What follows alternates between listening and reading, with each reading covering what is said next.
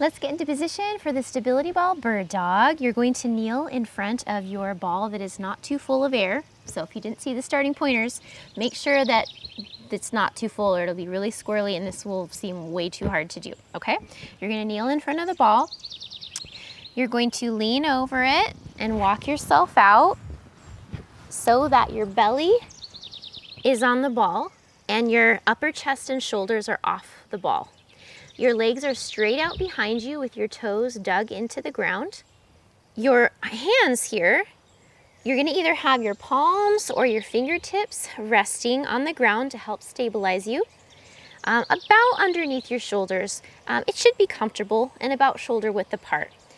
The idea is there should be some weight on your shoulder, like your hands, you should feel like there's some weight here. We want to have the weight distributed between, our toes and our arms. So if you don't feel any weight at all on your arms, like there's just nothing here that you have to do, then just roll forward on the ball a little bit more until you feel a little bit of weight here on the upper body, okay?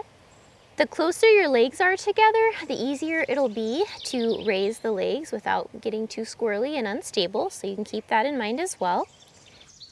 Hi, I'm Razel. If you're a woman in your over 40s like myself and you've been looking to do resistance training at home but have felt kind of overwhelmed, not knowing where to start, exactly how to do it properly so that you feel comfortable and safe, I create in-depth tutorials that really break it down how to do it so that you feel comfortable in beautiful outdoor nature settings with chill music, not intense stuff like we might have done back when we were younger. If that sounds good to you, come on over to my website to see more at inspirefulwomen.com. There should be a soft bend in the elbow, so we don't want them locked out. And you want to make sure that your ball is big enough that, they're not like super bent and that you don't have to press up really high in order to have your arms fairly straight, okay? So just a couple things to keep in mind there. To do the movement, we're going to slide one arm and the opposite leg out behind us to about parallel with the ground, or wherever you can go that you're not arching your back like that, okay? We want to keep the back totally still. And I almost forgot the cue. The cue is you want to picture something on your back. Have people ever told you that at exercise class is like, oh, picture a hot cup of tea on your back? I'm really sick of that illustration. So instead I'm going to say, picture your iPhone is on your back and there's hot lava all around you. And if it falls off, you're gonna lose all your cool photos, okay? So the idea is you wanna keep your torso totally still as much as you can.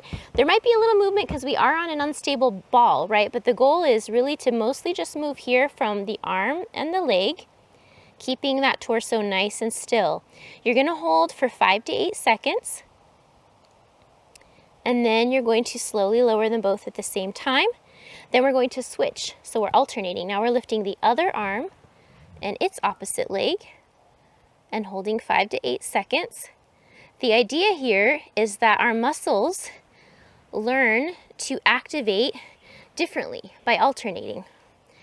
So here we go up.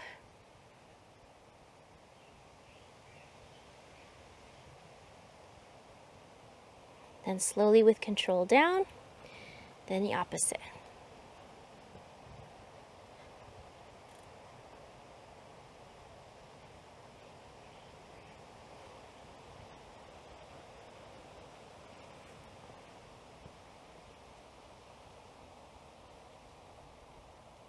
Now you want to think about having energy going out your fingertips and out through your toes. So we don't want to just be kind of like limp like this, but really kind of send energy out both ways to the front and to the back of you. Hi! So my videographer says I look really close to the camera. Good thing I brushed my teeth with charcoal today, right? All right, so this is a little bit hard to show you from here because my little platform is like totally not the right size for this, so just bear with me.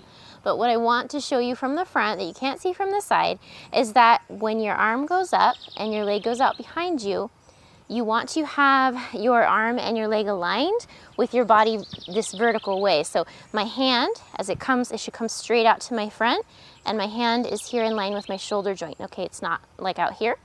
And then you probably can't really see my leg, but the idea is that my leg goes straight out behind me, and I think you will see my foot in a minute. It shouldn't come out to the side. See my foot?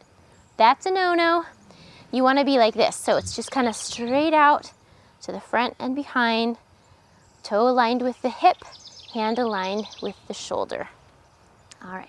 Now the way to progress this movement is once you can do, 5 to 8 reps, each side on the ball, you would then go to a regular bird dog, and at that point you might do just the arm or just the leg in the regular bird dog without the stability ball, where you're like this, and then you might be doing just arms to start, or you might be doing just legs. It kind of just depends on what you struggle with, where your weaknesses are, right? We all have different muscle weaknesses. So that would be where you would go to next, and then to the regular bird dog, and then on to all sorts of other cool things, which we will talk about in other videos.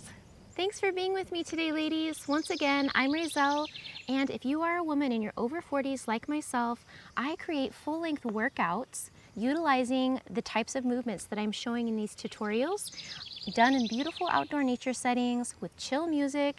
If that sounds kind of like the type of exercise you've been looking for but haven't been able to find, and you like my style of teaching, come on over to my website at inspirefulwomen.com.